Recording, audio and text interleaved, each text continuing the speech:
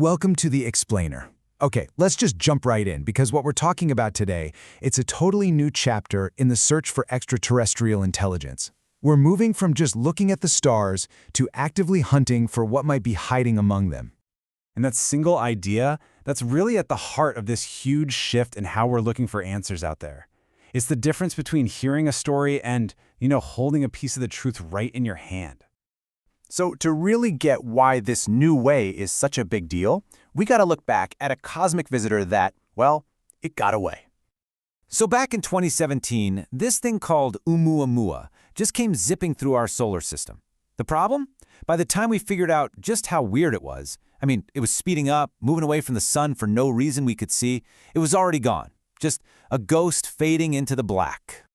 And what that meant was the entire scientific community got stuck in this loop of retrospection, right? They were just left arguing over old pictures and cold hard data, debating a mystery they couldn't actually see anymore. So you can imagine the frustration, right? And that frustration, well, it sparked a revolution. A total shift from being these, passive cosmic historians to becoming active hunters, moving from just analyzing old blurring images to actually going after physical fragments, here and now.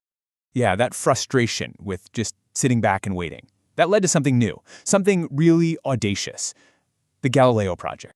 And its goal is super simple, super direct. The source material even calls it utterly dragon-like. The mission? Find and physically get their hands on potential alien tech. And that includes these UAPs, unidentified anomalous phenomena, right here in our own backyard, our own atmosphere. Okay, so how does a cosmic dragon actually hunt for alien tech? Well, it's got this brilliant three-part strategy. Yeah, the whole project is designed just like a mythical beast. It's got these powerful eyes to spot something, a swift dart to, intercept it, and sharp claws to actually retrieve the prize. So first up, you've got the dragon's eye. And look, this isn't just one telescope. It's a whole global network of sensors, optical, infrared, radio, all connected to an AI. And this AI isn't looking for boring old comets. No, it's trained to spot anomalies, anything that breaks the known rules of physics. And it does it in hours, not weeks. That's a game changer. But the most critical part of this whole hunt, the part where this theory was actually put to the test, and succeeded, by the way, is the dragon's claws. This is where it all gets incredibly real. And that brings us to a meteor that hit Earth way back in 2014. Now, this was long before anyone even spotted Oumuamua, but we only recently confirmed where it came from. It's called IM-1, Interstellar Meteor 1. And not only did we confirm it came from outside our solar system, but whatever it was made of had to be way tougher than any normal space rock to survive that fiery plunge through our atmosphere. So what was the big deal? Well, for starters, it's speed.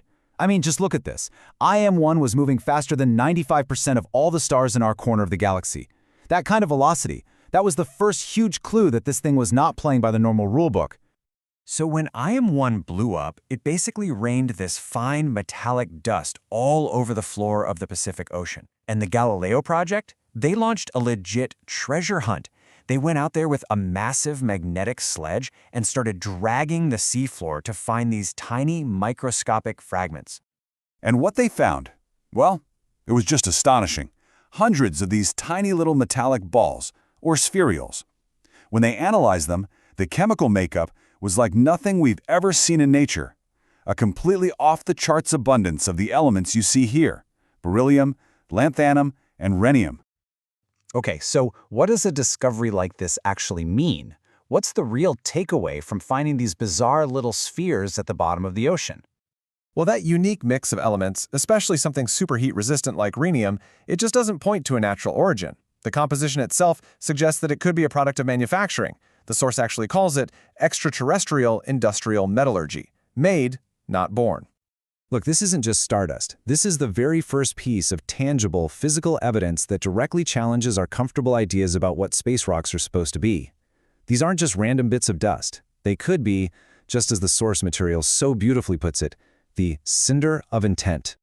So think about it. The Galileo Project has proved that by getting active, by actually hunting, we can turn those ghosts in old photographs into cold, undeniable truth that you can hold in your hand.